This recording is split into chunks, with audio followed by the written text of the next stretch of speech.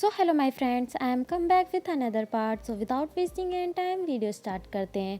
तो पार्ट 7 की स्टार्टिंग में हमें शाओ और जियानंग को दिखाया जाता है, जहाँ पे जियानंग शाओ से बोलती है कि तुम मेरा पीछा क्यों कर रहे हो।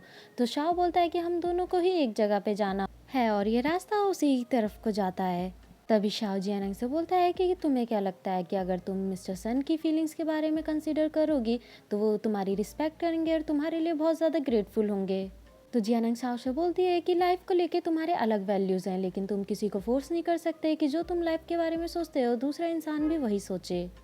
तो शाओ उसे एग्जाम्पल देके समझाने लगता है। तो जियानंग बोलती है कि तुमने कभी रोशनी नहीं देखी क्योंकि तुम हमेशा डार्कनेस में रहे हो, और बिलीव करना किसी पे ये एक चॉइस और एक एबिलिटी भी, और मैं बहुत ज़्यादा खुश हूँ कि मेरे अंदर ये एबिलिटी है। अब हमें 20 दिन बाद का सीन दिखाया जाता है, जहाँ पे मिस्टर सन और शाओ के रिजल्ट आने वाले होते हैं, जहाँ पे सारे कोवर्कर्स बहुत ज़्यादा परेशान होते हैं कि इस रिजल्ट में कौन विनर होगा।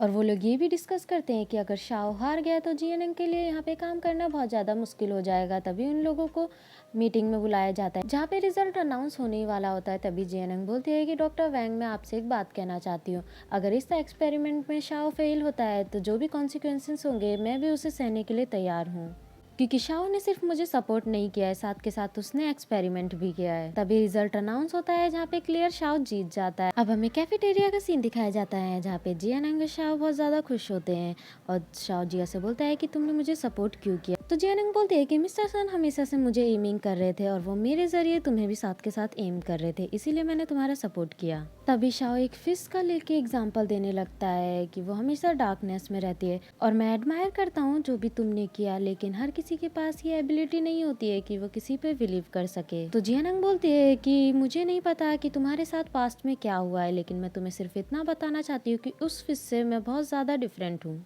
अब हमें सारे कोवर्कर दिखाए जाते हैं, जहाँ पे वो लोग आपस में डिस्कस कर रहे होते हैं कि हम मिस्टर सन चाहें या ना चाहें लेकिन उन्हें डेटा का की देना ही होगा। दूसरी तरफ हमें दिखाया जाता है, जहाँ पे डेटा का की लॉगिन कर रही होती है और उसके कीबोर्ड टाइपिंग से ही शाओ उसका पासवर्ड याद कर लेता है। अब हमें मौली दिखाई जाती है, जिसके पास शाओ आता है। मौली शाओ से बोलती है कि वो जानती है कि तुम उस पर ट्रस्ट नहीं करते थे, तो उसने रिजल्ट अनाउंस होने से पहले तुम्हें सपोर्ट क्यों किया। तो शाओ बोलते है कि वो मुझे प्रोटेक्ट करना चाहती थी। मौली बोलती है कि वो अपने आप को तो प्रोटेक्ट कर नहीं सकती और वो तुम्हें प्रोटेक्ट करना चाहती है, वैसे तुम्हें डेटा का की पासवर्ड कहाँ से मिला। शाओ बोलता है कि जब जियानंग पासवर्ड एंटर कर रही थी तब मैंने कीबोर्ड की साउंड से पासवर्ड याद कर लिया था, क्योंकि हर कीबोर्ड के अलग अलग साउंड होते हैं। तो मौली बोलती है कि इसका मतलब हमारा मिशन कंप्लीट हो चुका है। तो शाओशन बोलता है कि अभी हमारा मिशन कंप्लीट नहीं हुआ है।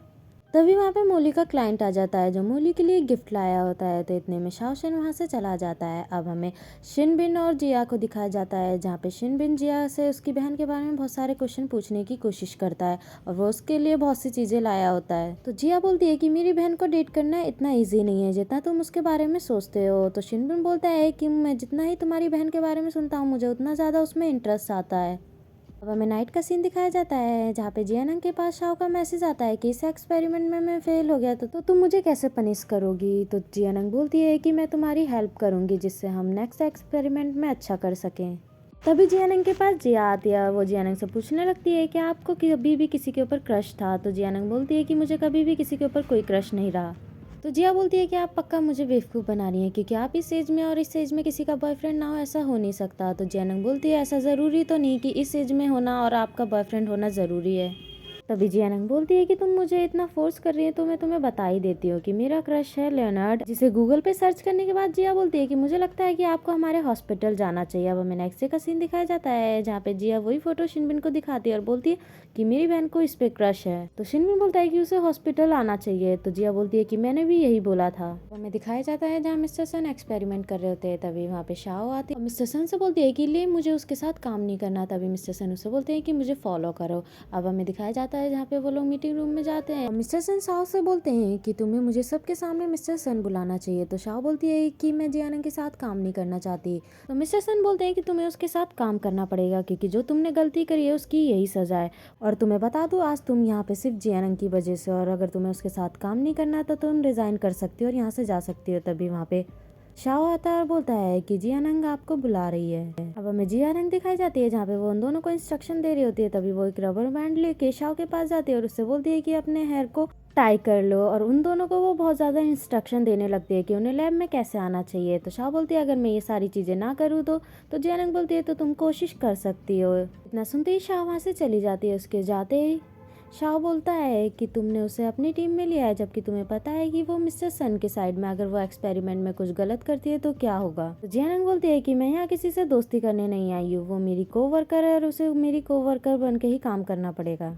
अब हमें कैफेटेरिया का सीन दिखाया जाता है जहाँ जियानंग शाओ को खाना ऑफर करती है जो कि बहुत ज़्यादा स्पाइसी होता है। तो शाओ से बोलता है कि तुम इतना स्पाइसी फूड कैसे खा सकती हो।